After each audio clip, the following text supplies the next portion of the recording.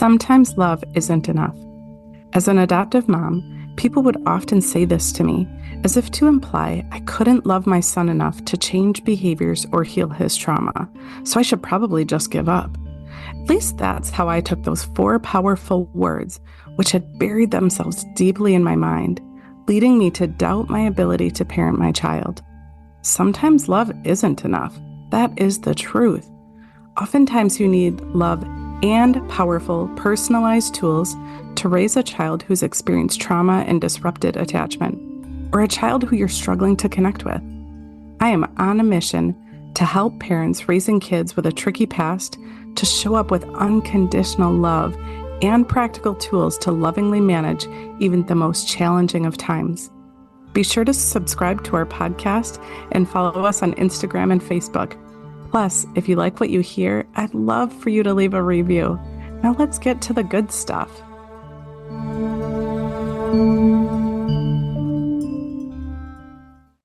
All right, so let's jump right in and talk about human design profiles. When I first started learning about human design and what all of this means and trying to wrap my head around it, really, I first dove into understanding my type, right? Understanding what it means to be a generator type and how I have seen evidence of that show up in my life. Being a generator type typically means that generator types typically have more self-awareness than perhaps like a projector type. A projector type often learns best through their experience with others. And this is particularly true because of how their aura is designed, which we went through as we were talking about the different types. But learning about our type is just one piece. It's an important piece of how we're meant to fulfill our purpose. But digging into that next really deep layer and understanding our role in particular is when we start looking at our profile lines.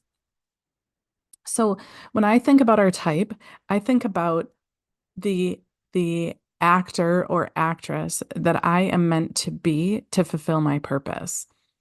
But when I think about profile, I really think about what role I'm supposed to play. You think about when if you watch movies or TV and you can see one actor or actress in different cast into different roles for different movies or different TV shows, and they really have to step into being a different version of themselves. The person that they're playing or portraying is a reflection of who they are, right? If you think about, I don't know, Dwayne Johnson, right? He is who he is. And although he can play roles where he's very silly, he can also play roles where he's very serious, but both of those are part of him.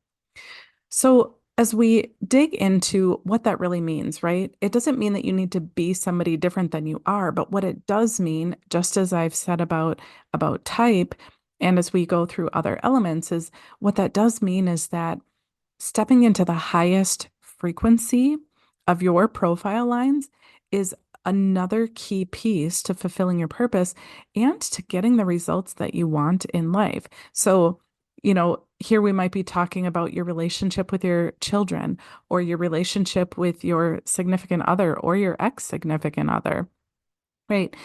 When we're in the highest possible frequency of all of the parts of our design, we're not only fulfilling our purpose, but we're being the best possible version of ourselves. So that's what profile lines are all about. So let's go through kind of the nuts and bolts about the profiles. And I'll share a little bit about my experience and how this has shown up for me. But when we understand our profile lines, it explains how, how kids learn, how we learn. It helps us understand what our kids need to feel safe and grounded and what they need to stay energized and to integrate what they're learning. It gives key insights into drivers and temperament as well. So there are 6 different lines, and you can find your profile if you print out or go onto any platform that will pull your human design. It will show your profile some platforms call it your public role, but we understand what our profile is by looking at the top two numbers on the right. They have a number after the decimal and it will be the same, right? So the top two on the right will always have one number after the decimal. It's number 1, 2, 3, 4, 5, or 6. It can't be anything else. So that's the first number in our profile. We look at the right-hand side first, and then we look at the left-hand side of our body graph, look after the decimal for those top two numbers, and that's the second number of our profile. So first we look at the conscious side of our profile on the right, and then we look at the unconscious side of our profile on the left, and we're looking at that. It's called a line, which is really the number 1 through 6 that's after the decimal. So I, for example, am a 2-5 profile, which means I have a 2 after the decimal on the right and a 5 after my decimal on the left in those top two numbers. So we'll talk a little bit about what that means. But essentially, when we think about that first number, the number on the right really describes how you see yourselves. It's we think about this side as a psychology side. It's the side about us that we know, that we experience, that others might not experience as much about us.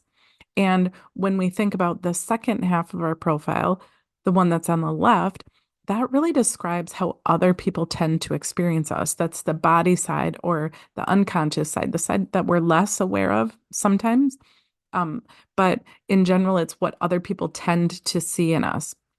So, like I said, we'll go through the details of the 6 lines, but for myself, for example, like I said, I'm a 2-5. So I really resonate and see that 2 part. The 2 tends to go in, the 2 tends to keep to themselves, to be very discerning. And the 2 is just naturally good at things. In my experience through school and through work, is I pick up on things so quickly and easily.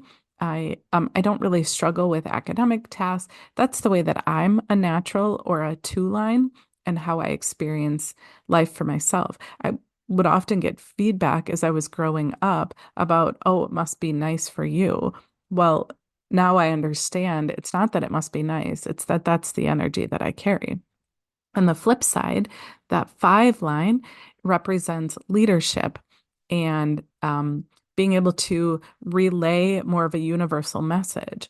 Well, before I started doing this work on myself, I didn't see myself as a leader, but I would often get feedback from other people that I am a leader and I am expected to be the leader, and people would often project their expectations on me. So we'll talk a little bit more about that. But before we jump into the 6 lines, I also just wanted to share that there are a limited number of possibilities when we look at the profile lines.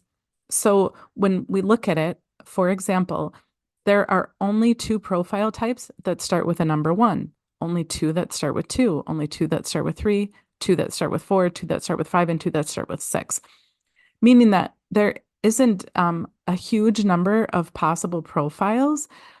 There are some other nuances under this that we won't be going over at this time, but there are some other flavors that can be added to the profile line. But for the sake of this discussion, we're just going to say that there are 12 different profile lines. And like I said, there are 2 that start with each of the 6 numbers. So let's dig in then to the different lines. So if you have a line 1 in your profile, either on the conscious or the unconscious side, line 1 really is considered the resource or the investigator. The line 1 likes to feel certain that they have enough information and they need information to make changes. Oftentimes, the line 1 is somebody who's really curious. They want to investigate and research, and they want to know all the information. I kind of think about the line 1 is the type who actually reads the instruction manual when they get a new piece of equipment, where many of us don't, right? When we think about kids, a line 1 in a profile is a kid who's more likely to be curious and to want to ask that question, why? They really want to understand and they constantly want to know more. On the shadow side or the more challenging side of the line 1 is somebody who can get stuck in not taking action because of a feeling of inadequacy, a feeling like they don't know enough to take that next step forward. But the gift in being a line one is just trusting that you already know enough. Line ones are the resource. If you are a line one or have a line one profile in your life or that you work with, they're the person that you tend to go to because they typically have all the answers for everything. They've already done the research. They know exactly, what they want to do.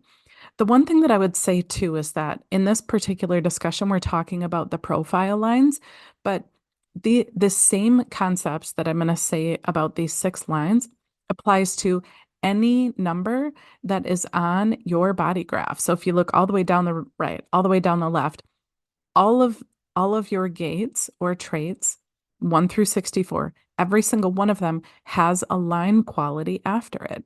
And so what that means is that that particular trait has this flavor to it.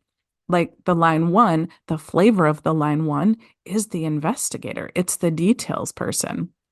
So although we're focusing on the top 2 on the right and the top 2 on the left as part of your profile, you might find that maybe you are the resource person and you don't have a 1 in your profile, either you're conscious or unconscious, but you may find that you have a ton of line ones throughout the rest of your chart. Well, that says something about perhaps it isn't part of your personality profile, but it is how you're integrating information in a big way. All right, so let's move on to the line 2. So the line 2 is called the responder. In traditional human design, it's also called the hermit. The line 2 tends to be shy and introverted. The line 2 often needs to be called out by others, and so will wait for that invitation.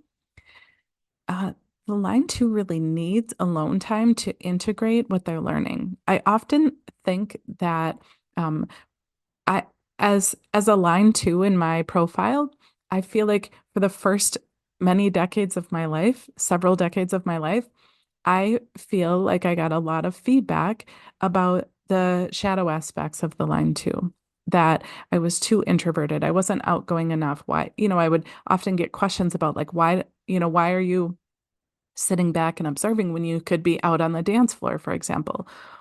And I took that to be that there was something wrong with me.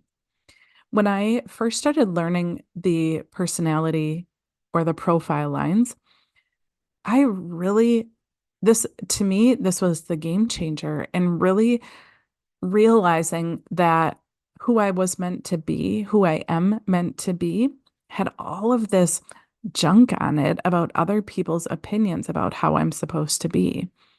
When the truth is that as a line 2, it is our role, it is our duty to go out and share our gifts and then retreat back and wait to be called out again for the next time that we're supposed to share our gifts. Line 2s are not designed to be out and socializing and building strong networks. That isn't the energy of the line 2. A line 2 child often wants alone time with a parent. And when we understand that line 2, there's nothing's gone wrong. In fact, that is their gift, is the ability to really fully integrate and understand in alone time and then bring those gifts out to share with the world. So when I think about some of the more challenging aspects or shadow aspects, that's just it, is making sure that as a line 2, we find that balance and we watch for those opportunities when a line 2 is called out to share their gifts and to step into that and not get so stuck in the, am I an introvert? Am I not an introvert? Is it good to, be so shy, so to speak, or is that a problem, right? To not get stuck in the good or the bad of it, but instead to realize that it's a gift. All right, so let's talk about the line 3. The line 3 is often called the explorer. In traditional human design, it's called the martyr. So the line 3 learns best by experimenting and exploring. The line 3 learns through trial and I don't want to say error because it's not error, but the line three learns through trial and trial again and trial again and trial again. Oftentimes, the line three doesn't get it right the first time. And in being a line three, it can be easy to get a lot of feedback about needing to slow down, needing to pay attention to the details, about making too many mistakes, but they're not mistakes, they're opportunities for learning. The Like I said, the line one is designed to learn by investigating. The line two is designed to learn by going in, by retreating and contemplating instead of going out and researching. The line three is designed to learn through trying things. Just let's throw some spaghetti at the wall and see what happens. The line three really needs the freedom to trial and explore, but also the freedom to quit if it's not right for them. Helping our line three kids really understand where to understand that making a mistake or not getting things right the first time isn't a problem. In fact, it's a great opportunity to take note of what they learned from that so that perhaps they decide to shift it up the next time. But it's not a bad thing. So when I think about the shadow aspect of the line three, I oftentimes think about just a lot of outside feedback from others about making mistakes or perceived mistakes, and how in society that can really be perceived as a problem or carelessness. And so, really, stepping into the gift of that line three quality is really being able to pick yourself back up when things don't go as planned. And instead of beating yourself up, be be a compassionate scientist, as my coach would often say, to look back and say, what did I learn from that? What could I do different next time? Instead of beating yourself up. All right, so let's jump to the line four. Um, I would also say too that the first three lines, so one, two, and three, although they learn very differently, they all learn by going in. All right. The investigator learns by studying. The line two the natural learns by going in. The line three learns by just going out and doing their thing and seeing what happens. The the last three lines, or the second group of three lines, so four, five, and six, all learn by going out. They learn by interacting with others more than they learn by interacting with themselves. So line four is called the stabilizer. In traditional human design, it's called the opportunist. Line four really needs community, needs connection, needs relationships. They need deep, deep friendships. And the line four also needs a strong, stable foundation. Where line three is like, whatever happens next, happens next. A line four needs that strong foundation. Oftentimes we say a line four will have a contingency plan on top of a contingency plan. That although they might know what's happening next, they need to have a plan B in place just in case. Um, they don't, and this can impact how line fours make transitions. It can be more challenging for a line four to make a transition unless they know what to expect next.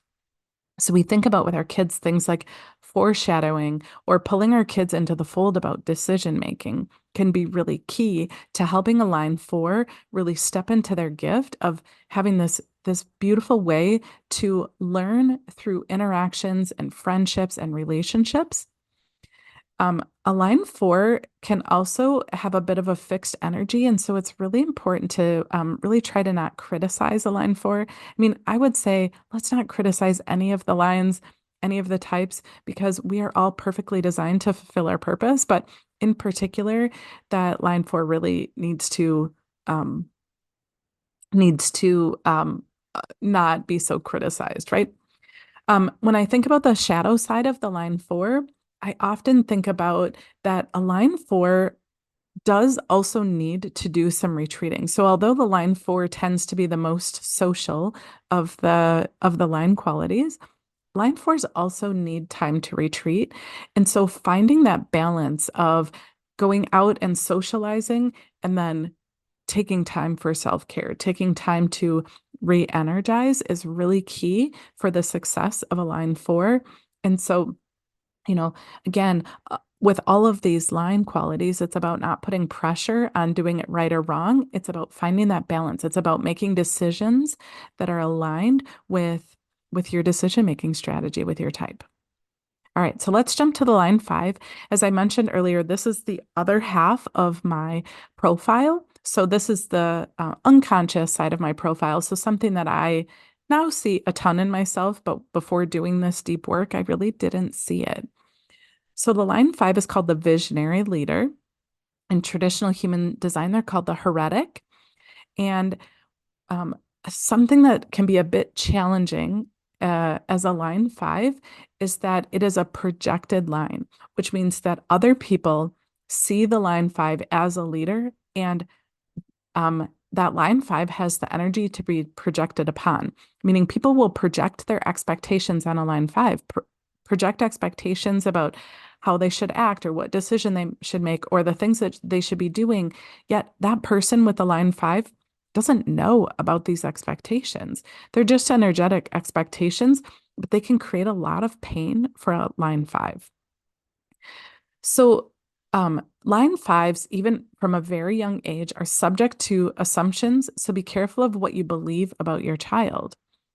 Be careful about the expectations that you have, even of your kids at a young age when they have that line 5, because we can hold our kids to a high level that it isn't theirs to fill, right? They have a unique and distinct purpose to fulfill, and it's not our job to create that expectation for them. It's already been created for them. It's in their design.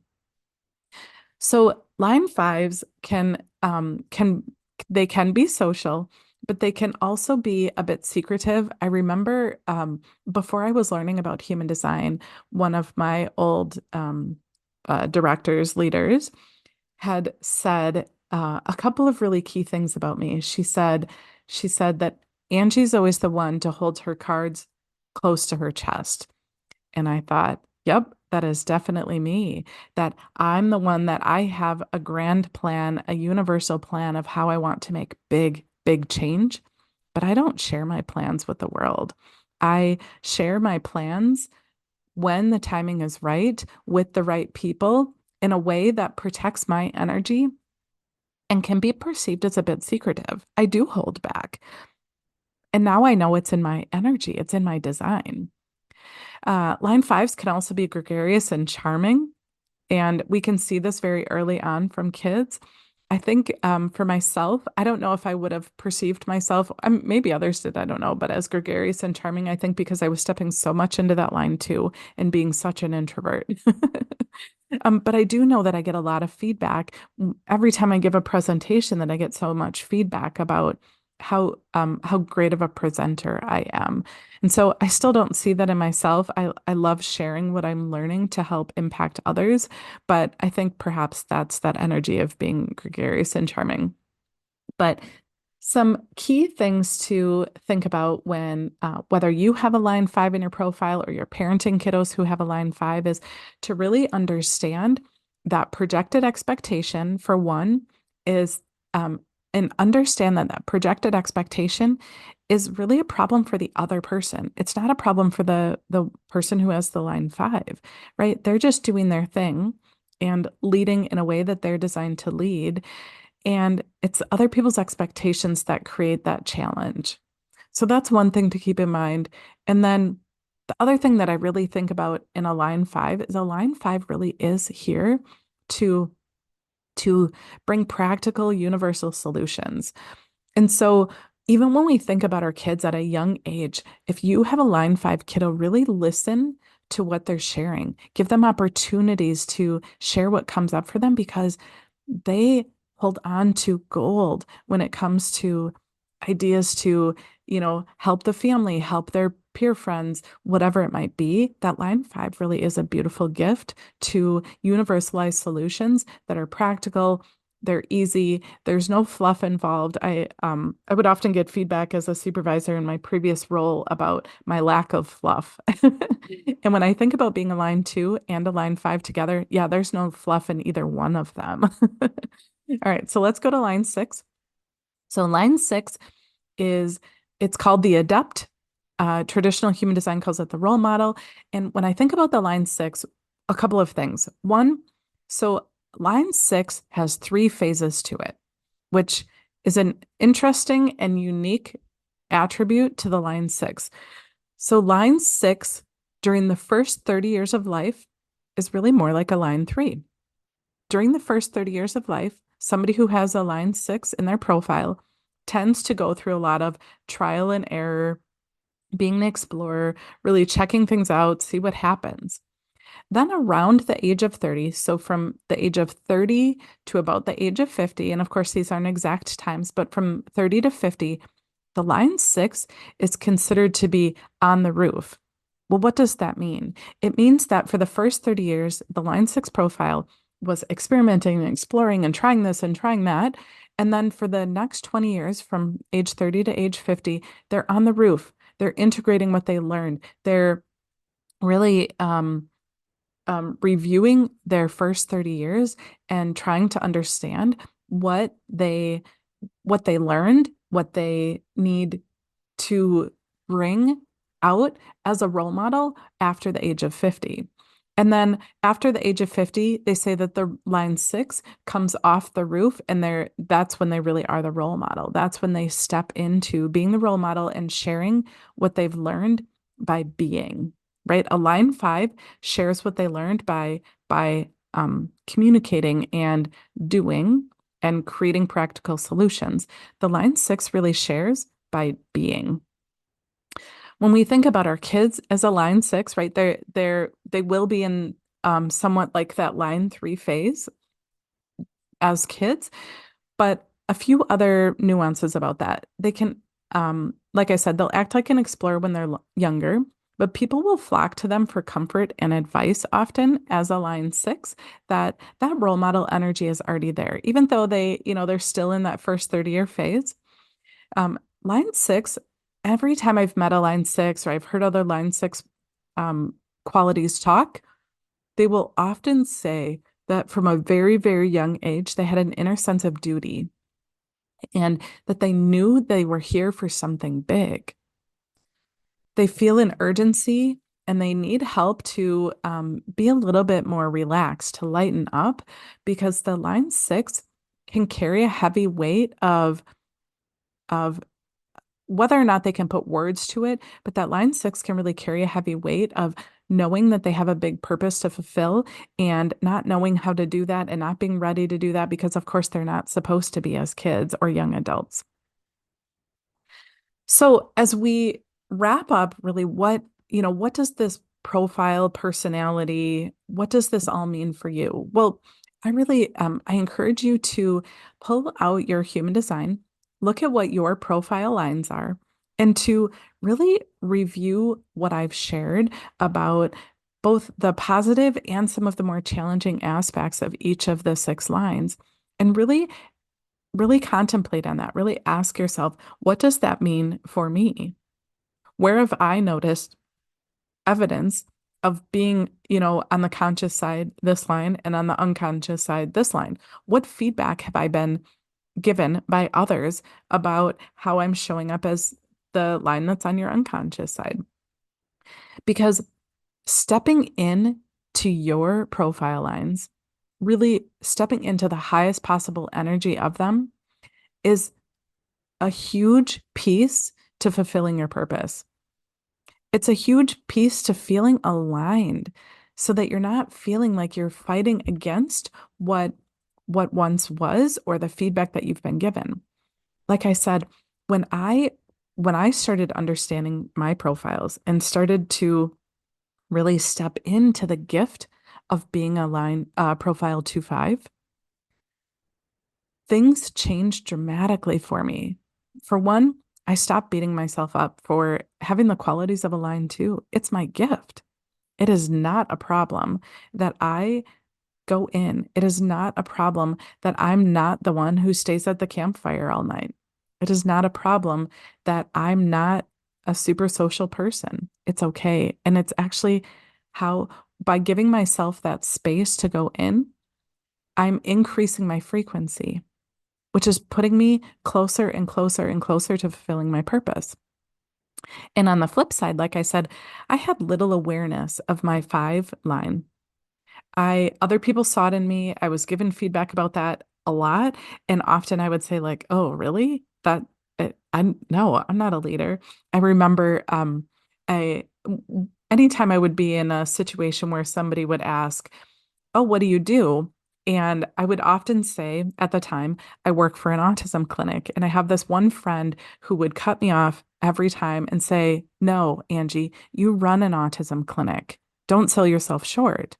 And I was like, well, I mean, I do. That is my role, but I didn't, not that I didn't see it, obviously, like I was, fulfilling the role and getting the paycheck for the job, but I didn't see myself as a leader. I saw myself as part of the team, where she looked at me as like, no, you are the one running the show. And so the more that I step into that leadership role, step into that higher frequency that comes with being a leader, the more that other people see me, the more that my people that I am here to impact, the people that I am here to serve, they see me because I'm stepping in to me. I'm not cowering away from being a leader. Of course, I still have a ton of work to do because this is my life's work now, is really figuring out how to step into a higher frequency and a higher frequency. And things are going to knock me off track. I'm going to get feedback about something that didn't go well, or I'm going to, step into my old stories about who I once was. Of course, that's going to happen because I'm human. But I I acknowledge that, I recognize that, and then I continue to ask myself, what can I do to more fully step into the higher energy of being a 2-5 profile? So that's my challenge for you as you're wrapping up this concept about profiles, is how can you more fully step in to your profile in a way that helps you fulfill your purpose in a much, much bigger way. So that's it. And I thank you so much for hanging out and for learning more about your profile.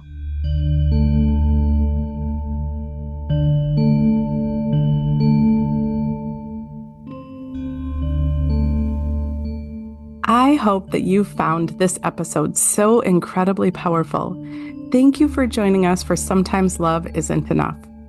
If you resonated with what you heard here, please subscribe to this podcast and give us a review. You can also follow us on all the socials. Check the show notes for all the details about how to start tackling behaviors and creating a powerful, loving relationship with your child, a child who needs your love the most. And if your gut's telling you that it's time for a change now, book a free consult. I'd love to help you love unconditionally and show you that you have that power within you.